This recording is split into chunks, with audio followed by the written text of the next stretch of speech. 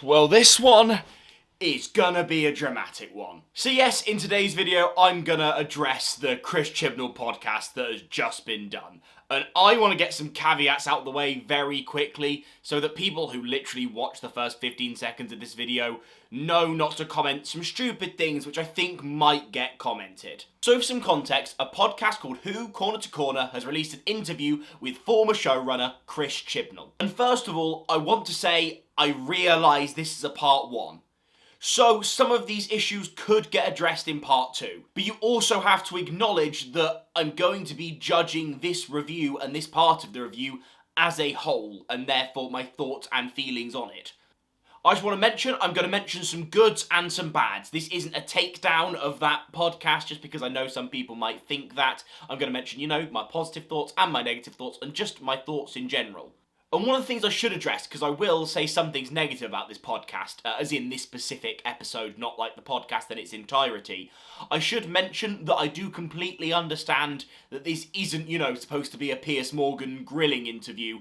I understand these are two big fans of the Chibnall era who have conducted this interview, and that is completely okay, and all of the comments I make in this video are made knowing that fact. So please don't comment anything stupid, you stupid humans. There we go, that is the silly, boring stuff out the way. Let's talk about Chris Chibnall and Doctor Who.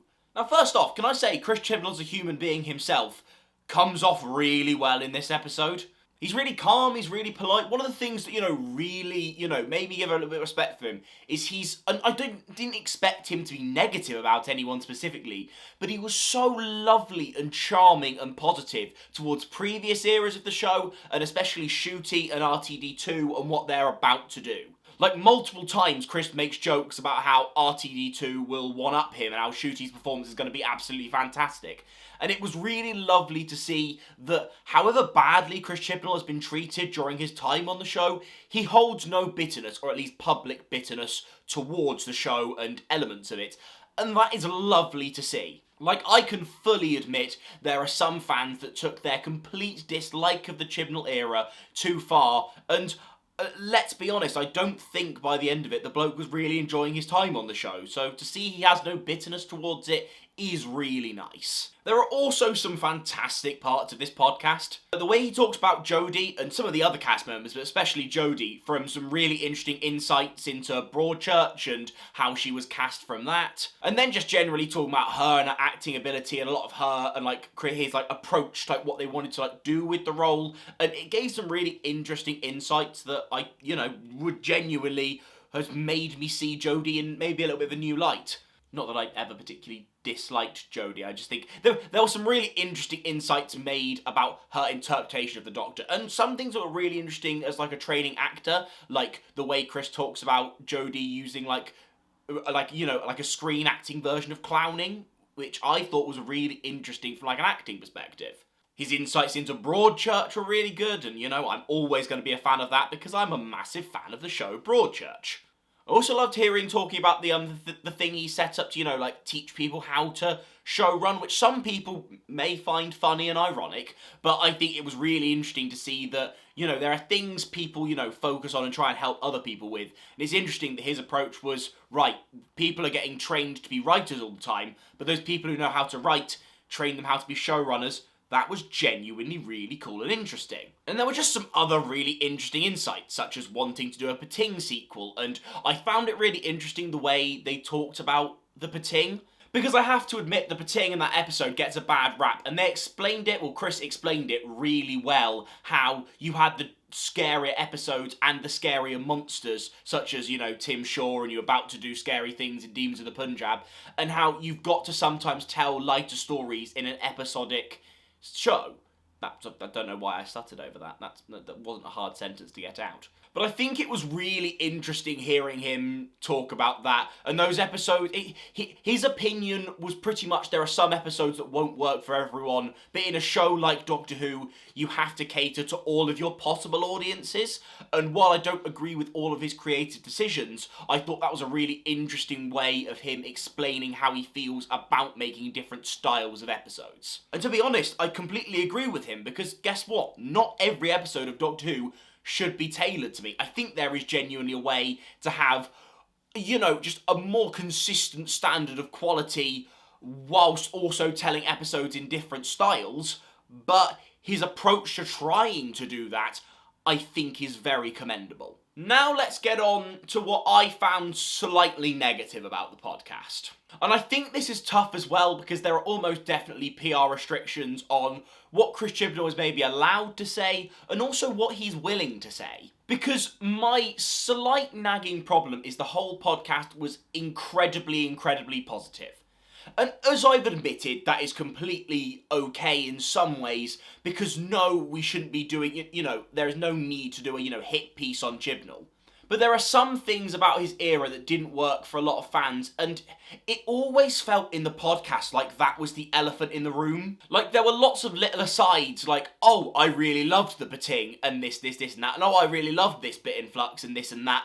But there was always that sense in the room, like, there were lots of other people who didn't enjoy this and didn't enjoy that element, yet that was specifically never addressed. And yes, before you comment it, and I do worry me what the comments might say on this video, but there are ways of nuancingly addressed criticism. Bearing in mind, I know they have said next episode they're going to talk about a lot about Flux and the problems with Flux, and I'm hoping, because my big thing, for example, is things like the fugitive doctor was mentioned, and like little things like that, yet we don't. I would really love to hear some elaboration, and hopefully we'll get it in the next episode, and if there is some elaboration, I might do a sequel to this video. There are big elements of Chris's era that don't feel whole from a fan's perspective, the two biggest being the Timeless Child and the Fugitive Doctor. And questions like that, I feel like as an interviewer, you can be a big fan of an era, and that's fine, but interesting questions never seemed to particularly get asked. I mean, I found quite a bit of the time, and again, I don't want this to be a big hate on the specific podcast, but a lot of the times Chris was trying to elaborate on something, and he'd get cut off by the interviewers, and I have to admit, I'm not watching the podcast for the interviewers, I'm watching it to see Chris Chibnall and his thoughts. The interview overall did feel like a lot of praise was thrown at Chibnall, which is fine in its own way because, again, it has, you know, it's not a hit piece. But it felt very... there are a lot of elements that were just kind of... They felt like filler because it was just kind of presenters praising and then Chris going, thank you. There was no real way to take that conversation. And I honestly think there were interesting questions that could have been asked, not as a hit piece, but just to gain more insight. I mean, you've got one of the showrunners of a show, and questions didn't really get asked about anything anything slightly controversial, they just completely ignored. And for me, I disagree with that take. Again, with all of the caveats, I understand this is just my opinion. Overall, my hopes for part 2 is more insight. I hope they kind of, you know, the interviewers kind of like settle into the interview a little bit and let Chris speak, because I think that's the more interesting part of the podcast. And I also think that what I'd really hope from Chris's perspective is if we get things explained from Flux, maybe not negative stuff, but at least, you know, because we've had little bits of insight here and there on why it was a shortened season, why some elements felt rushed. But if we could have some bigger bits of insight into that, that would be lovely. And hopefully things like Ruth, the Fugitive Doctor, maybe the Timeless Child gets addressed. They said that something like Thasmin gets addressed, which I think would be brilliant. And if you want to talk about positive elements, Thasmin is a fantastic thing to address. But overall, we've got to look into those positive elements. Please.